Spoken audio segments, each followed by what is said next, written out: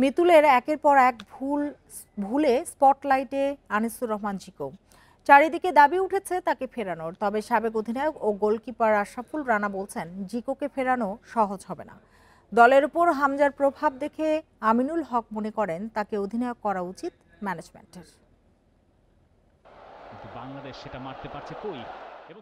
সমস্যা কোথায় সবার জানা। প্রতি ম্যাচে মোমেন্টাম পাবে দল। হামজা তারিকরা দারুণ করবেন, শেষ দিকে গোলকিপার ভুল করবেন, ডিফেন্ডাররা হাস্যকর কাজ করবেন, দল হারবে। এটাই নিয়তি, একটাই পরিণতি, হার। সিঙ্গাপুরের পর হংকং চায়না ম্যাচেও মিতুলের অমার্জনীয় ভুল। কেন এমন সময় যাচ্ছে? গোলবারের নিচে কি ভুল করছেন? গোলকিপার কোচ যাকেই নিয়োগ দেওয়া হয় তাকে যেন লম্বা সময় নিয়োগ দেওয়া হয়, যেন তাদের সাথে লম্বা সময় আসলে কাজ করার সুযোগ হয়। কারণ প্রত্যেকটা গোলকিপারের আসলে কিছু কিছু জায়গাতে দুর্বলতা থাকে। সেই জিনিসটা যদি যে রেগুলার গোলকিপারের কোচ থাকে সে আসলে বুঝতে পারে এবং সেইগুলো নিয়ে আসলে কাজ করার সুযোগ থাকে। কয়েকদিন আগেও জিকো ছিল দেশসেরা কিপার, 2023 সাফের সেরা। তাকে ফেরানোর দাবি উঠেছে। কেন ফেরানো যাচ্ছে না তাহলে?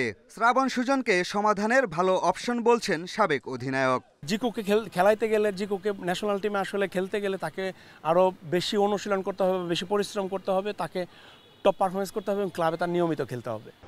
হামজা শুধু মাঠের খেলায় দলকে বদলে দিয়েছেন তেমনটা নয়, মাঠের বাইরেও বড় ইতিবাচক প্রভাব ফেলছেন। জামাল শুরুর একাদশে নিয়মিত না হওয়ায় অধিনায়কত্বের হিসাব নিকাশেও চলে আসছেন হামজা। হামজা চৌধুরীর বিষয়ে আমার কাছে মনে হয় যে এখানে কোনো প্রশ্ন থাকবে। সো আমি আশা করি যে ভবিষ্যতে আমার বাংলাদেশ টিম এবং বাংলাদেশ টিমের ম্যানেজমেন্ট বা বাংলাদেশ টিমের কোচ তিনি এই দায়িত্বটা হামজা চৌধুরীর কাছে দিলে বাংলাদেশের ফুটবলের জন্য একটি ইতিবাচক দিক উন্মোচন হয়। আমার কাছে মনে হয় হামজা লিডিং রোলে আছে, যেহেতু হামজা কন্টিনিউ করবে। তো এটা ফেডারেশন বা যদি যারা টেকনিক্যাল দায়িত্বে আছে তারা যদি ভাবে, এটা আসলে আমার কাছে মনে হয় না যে এটা খারাপ কোনো ডিসিশন হবে। ফাহমেদুল জায়ান সমিতদের শুরুর একাদশে না দেখেও অবাক হয়েছিলেন সাবেকরা। হংকংয়ের বিপক্ষে ফিরতি লেগে সেই ভুল আর দেখতে চান না তারা। পিয়াস সাহা, ইন্ডিপেন্ডেন্ট নিউজ, ঢাকা।